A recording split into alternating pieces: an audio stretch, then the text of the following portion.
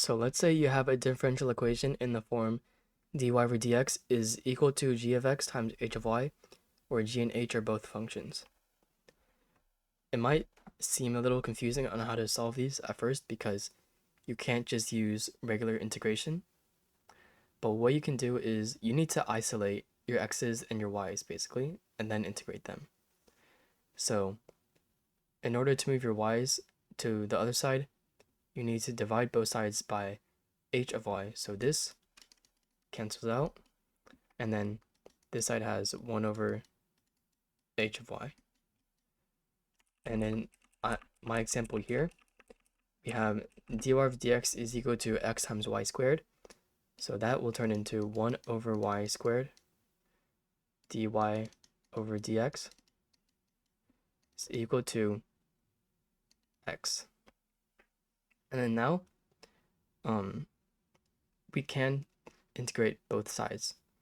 And it might seem a little weird because this isn't exactly in the form that you're used to when you integrate stuff, but if you think about it, when you integrate this is all y and this is all x, so you can think about it as moving this dx over here. So I'll rewrite it as 1 over y squared dy is equal to x dx, and then you just put the integral in front. Or the way I like to think about it is you integrate both sides with respect to x, and then these dx's cancel out, and you're just left with what I wrote earlier, which is integral of 1 over y squared dy is equal to integral of x dx. And whatever way you think about it, you're going to end up with this. This is what's important. And now you can just do your integration. Simple enough. So to integrate this is y to the power of -2. So this turns into y to the -1 over -1, or -1 over y is equal to x squared over 2. And don't forget your plus c. And again, when you do these differential equations, you only need a plus c on one of your sides, not two, because or else they're going to cancel out. So now we can do -1 is equal to x squared over 2 plus c times y, and then y is equal to -1 over x squared over 2 plus c. Then we can multiply both sides by 2. So we get y equals -2 over x squared plus c. And that's your answer for this example. And now let's do another example to make sure you really get it. In this example, you can see that your function of x is just a constant, 6. And that's a reminder that functions don't have to have, your functions don't have to have x or y. They can just be constants as well. So in this one, it's the same process. You divide both sides by y, and you get 1 over y dy of dx is equal to 6. And then you integrate both sides with respect to x. And again, these cancel out. So you're left with the integral of 1 over y dy is equal to the integral of 6 dx.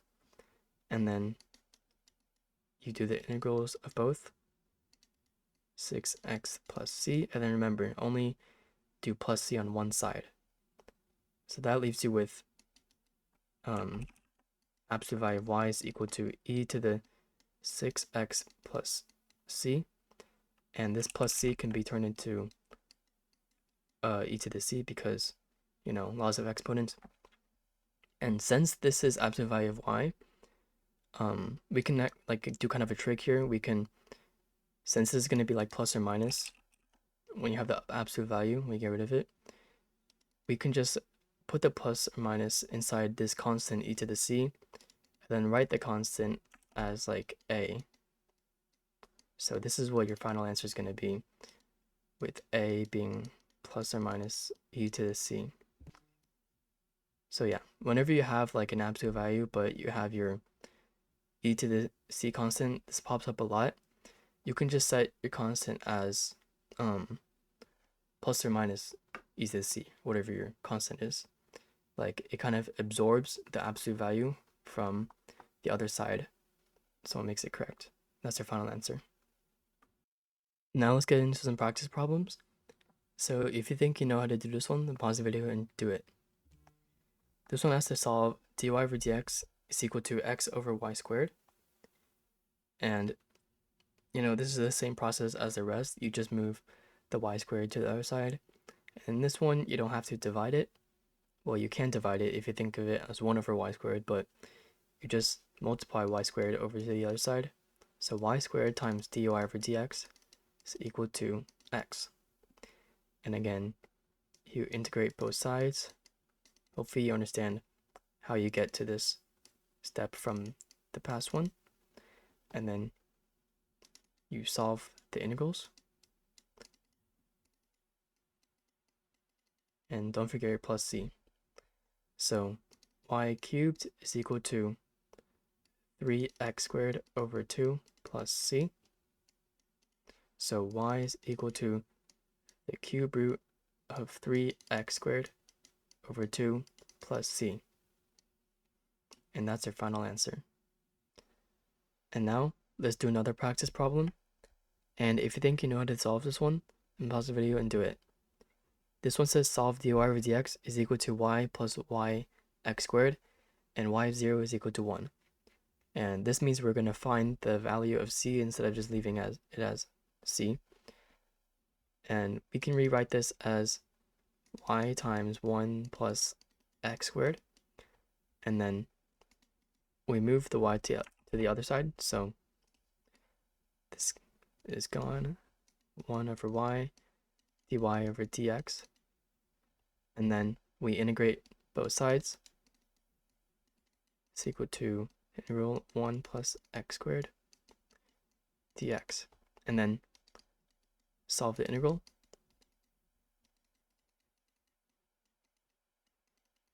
And then, so this turns into e to the x plus x cubed over 3 plus c is equal to y, or the absolute value of y. And again, we can absorb this absolute value and this e to the c in a constant a. But we're not finished because we need to find the value of a or c, but that's just going to leave us with a. So y of 0 is equal to 1, which means that when x is 0, y is 1. So a times e to the 0 plus 0, so a times e to the 0 is 1, which means that a is equal to 1. And that means that you can just get rid of this constant a, and y is equal to e times, or e to the power of x plus x cubed over 3. And that's our final answer. So now let's do one last practice problem. This one says solve square root of 1 minus x squared dy of dx is equal to square root of 1 minus y squared, and y of 0 is equal to 1/2. So we're going to be finding a particular solution here. And the first step is to have your functions of x and y on their respective sides. So let's do that. 1 over square root of 1 minus y squared dy over dx is equal to square root of 1 over square root of 1 minus x squared. And integrate both sides. So integral of 1 over 1 minus y squared dy is equal to integral of 1 over square root of 1 minus x squared dx. And these are just the integrals of arcsine. You should know these. So arcsine of y is equal to arcsine of x plus c. And that means y is equal to sine of arcsine x plus c. And then now using this, we can find our particular solution, or the value of c, using when x equals 0, y equals 1/2. So 1/2 is equal to sine of arcsine 0 plus c, and arcsine of 0 is just 0, so this is sine of c is equal to 1/2, and then c is equal to pi over 6 in radians. So that means we can replace this c with pi over 6. And then now, probably could leave it in this form, but to simplify it further, to make it look nicer, you can use a compound angle identity, which is, you can rewrite this as y equals sine of arc sine x cosine pi over 6 plus cosine arc sine x times sine pi over 6. And this becomes y equals x. Cosine of pi over 6 is square root of 3 over 2. And cosine of arcsine of x, you can draw a triangle to think about it. This is arcsine of x, where your angle is theta. This means that cosine of arcsine of x is going to be this side divided by 1, so 1 minus x squared. So square root of 1 minus x squared times sine of pi over 6, which is 1/2. And then to make it look nicer, just to simplify further, square root of 3x over 2 plus square root of 1 minus x squared over 2. And that's our final answer. And for this, you might also want to state your domain. Because you have a square root of 1 minus x squared, that means the absolute value of x is going to be less than or equal to 1.